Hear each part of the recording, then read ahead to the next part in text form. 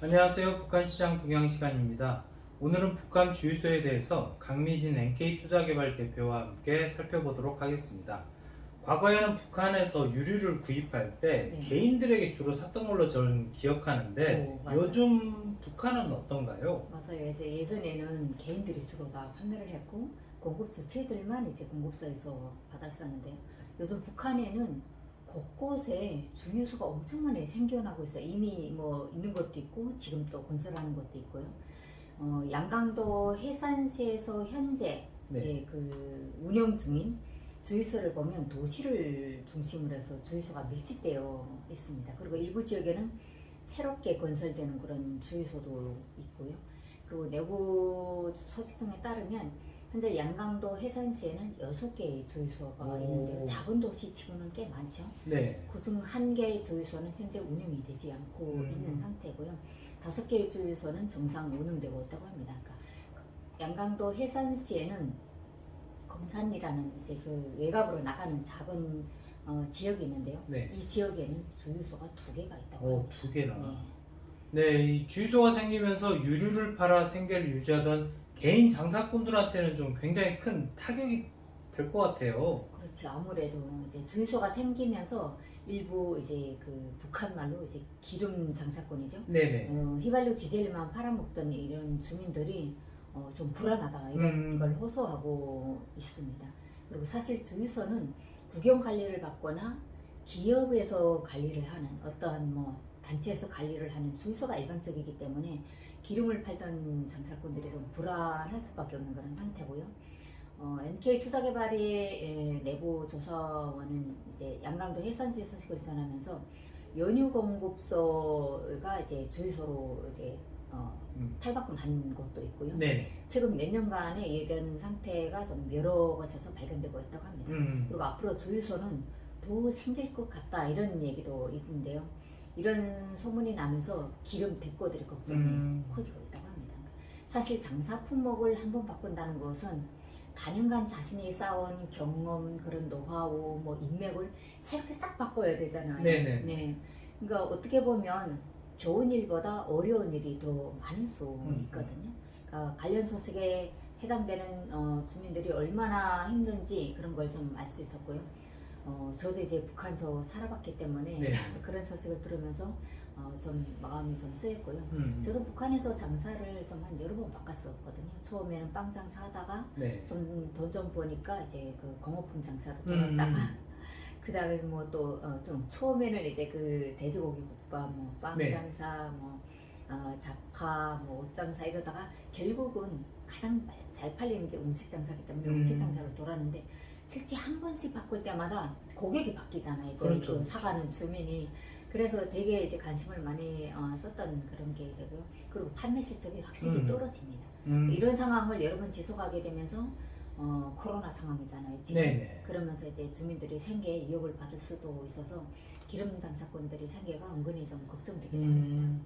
네, 방금 대표님 이야기 중에 이 기름 대꼬라는 말씀을 하셨는데 저는 좀 대꼬를 좀 처음 들어봐서 대꼬가 뭔지 좀 설명을 좀 부탁드리겠습니다. 대꼬라는 건 사실 일본 말인데요.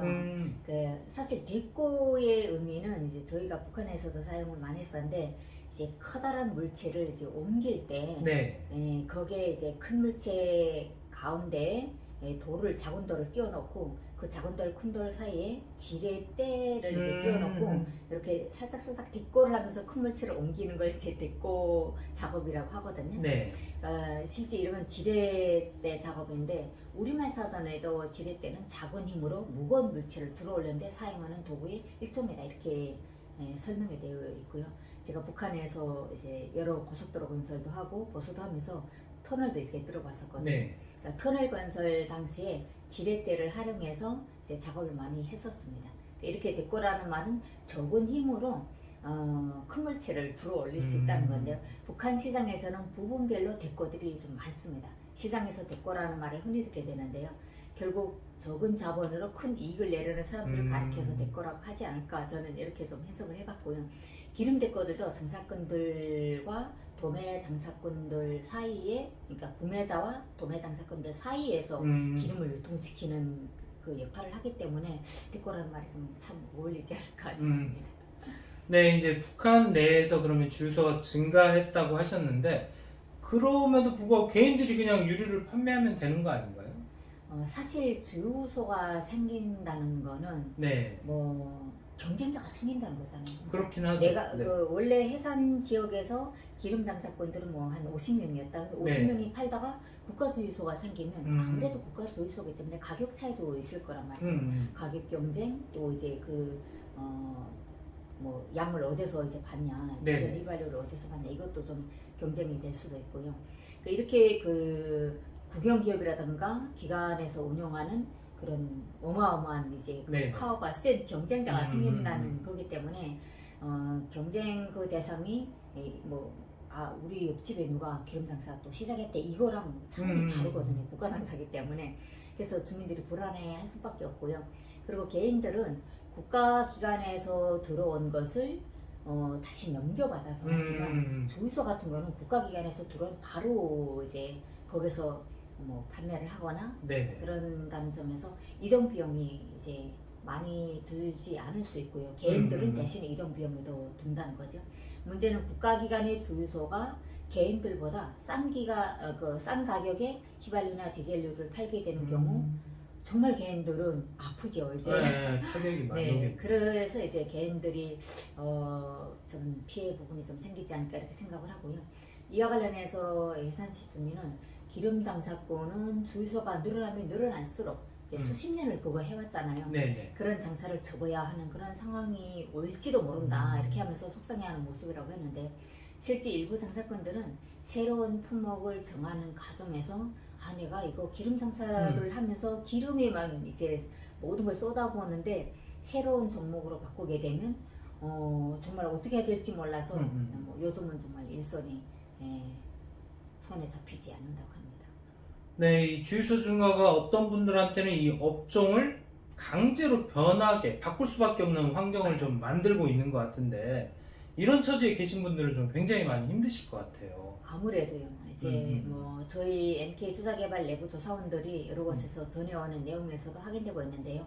북한 당국은 주민들이 장사해서 특별히 통제를 이제 하지 않았던 시기가 있잖아요. 네네. 2010년대 김정은 시대가 들어서면서 장사에 대한 통제를 하지 않았었는데요. 이때는 또 무역도 활발하게 진행이 됐었잖아요. 그만큼 내수시장의 상품도 다양해지면서 주민들이 경제력 확보에 도움을 좀 많이 줬던 시기가 아닐까 생각합니다. 하지만 다 좋아진 것은 아니라고 보는데요. 일부 주민들은 이전보다 좀 더 힘들게 사는 모습을 보이고 있다 이렇게 전해지기도 합니다. 그러니까 이런 환경의 주민들은 갑자기 장사 품목을 바꿔야 하는 그런 기름 됐고 주유소가 생기면서 이제 바꿔야 되는 그런 품목이 좀 해당이 되겠고요. 이런 경우에는 생계에 영향을 받을 수 있다는 점에 주민들은 좀 불안하다 이렇게 하고요. 이런 불안을 해소하기 위해서 각자의 노력도 진행 중이라고 합니다. 북한 주민들은 아마 이제 어려운 환경에 적응력이 상당히 좀 빠르지 않을까 그렇죠. 네, 이렇게 생각을 하는데 일부 장사꾼들은 이전부터 거래해왔던 주 고객층과의 관계 유지도 잘 유지를 하면서 주유소가 증가하는 조건과 무관하게 기름을 팔 수 있다는 기대로 일명 이제 북한에서는 이런 거거든요. 사람과의 사업이지. 네, 주유소는 기관이기 때문에 개인이 그걸 다 살피지 못하지만 개인들은 개인 사정을 잘 하잖아요. 그렇기 때문에 그 사람과의 사업을 통해서 자신의 그 장사 경력을 이제 더 살리고 있다고 합니다. 네, 이 부분은 이제 뭐 남한을 비롯한 모든 자본주의 시장하고 좀 비슷한 것 같은데 이 북한에서도 이 고객 관리 이게 이 장사의 핵심이 돼가는 것 같아요. 그렇죠. 이제 상품을 구매하는데 질적인 문제도 좀 있고요. 뭐 가격 문제도 있잖아요. 질적인 문제에서 볼 때 기름에 북한에서는 요제 이러는데 가짜 기름이 좀 있을 수 있거든요. 그런 이제 정품이 아닌 이런 가짜가 팔린다면 굳이 새로운 곳에서 사지 않아도 내가 이미 거래를 했던 사람은 신뢰가 쌓였기 때문에 가짜를 팔 수가 없어요. 네, 그런 신뢰관계를 구축하고 있기 때문에 이전의 고객들을 유지하는 것도 이제 장사꾼의 입장에서는 이득이다 이런 인식도 있고요. 십수년에서 이제 뭐 그 이상 되는 그런 기간 동안 연유만을 팔아왔던 그런 네. 기름 장사꾼들이 주유소 증가에 따른 음. 장사 직종 변경에 불안을 보이면서도 음. 생계와 이거는 연결이 됐기 때문에 끊을 네. 수가 없잖아요. 그렇기 때문에 진짜 더 적극적으로 내밀성이 있는 그런 대책으로 현재 상황을 타개하려고 한다고 합니다. 그리고 일부 구매 고객들은 주유소에서의 구매가 기계로 거래된다는 그런 점에서 네. 융통성이 없을 것 같다. 기계는 융통성이 없잖아요. 네. 그렇죠. 그런 인식도 있다고 하고요. 바쁘면 실제 돈이 없으면 외상도 쓸 수 있는 게 개인 장사꾼들 있잖아요. 네네. 근데 외상도 쓸 수 없고 넉넉하게 거래될 그럴 때 이제 개인하고 하게 되면 조금만 더 달라 뭐 이런 식으로 이제 조금 더 받을 수도 있는데 기계는 그런 걸 전혀 뭐 거래가 안 되고요. 그리고 뭐 거래에서의 거짓말은 없을 수 있겠지만 네. 개인들은 본인이 거래하던 그런 개인이 더 편하다는 그런 점이 있기 때문에 개인을 더 선호하는 주민도 있다고 합니다. 하지만 국가운영 혹은 기업은행 주유소가 많아지게 되면 사실상 이거는 피해갈 수 없는 건데요. 개인들의 장사 범위가 줄어드는 건 시간 문제가 아닐까 싶습니다. 네, 이제 마지막으로 제가 좀 궁금한 게 하나 있었는데, 앞서서 이제 양강도 해산시 주유소를 소개할 때, 네, 이 검산리에만 2개가 있다고 말씀을 하셨어요. 네. 그 이유가 뭔지 좀 궁금하거든요. 네. 검산리에는 화물차들이 자주 정차해 있는 곳이고요. 그러니까 검산리 쪽에서 뭐 백암령을 넘으려는 차량, 뭐 네. 또 아부장령을 넘어가는 차량들이 많이 모이는 곳이어서 주유소가 다른 곳보다 더 설치되어 있다고 합니다. 네, 또 검산리에는 뭐 김치 공장을 비롯해서 그 유통망이 이제 그 잘 정리되어 있는 지역이라고 생각하는데요.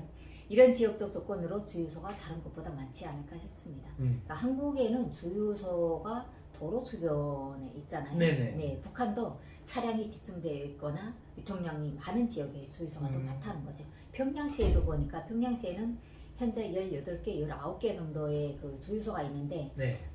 주로 이제 그 산업이 막 이제 발달되어 있는 지역에는 주유소가 다닥다닥 붙어 있어요. 네네. 네. 그러니까 그만큼 이제 그 유통이 잘 되고 산업단지들이 좀 설치되어 있는 그런 데가 좀 있지 않을까.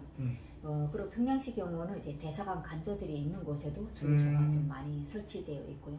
그리고 공장에 직결된 것과 역이라든가 도로가 연결되는 지역들의 주유소가 좀 있었습니다.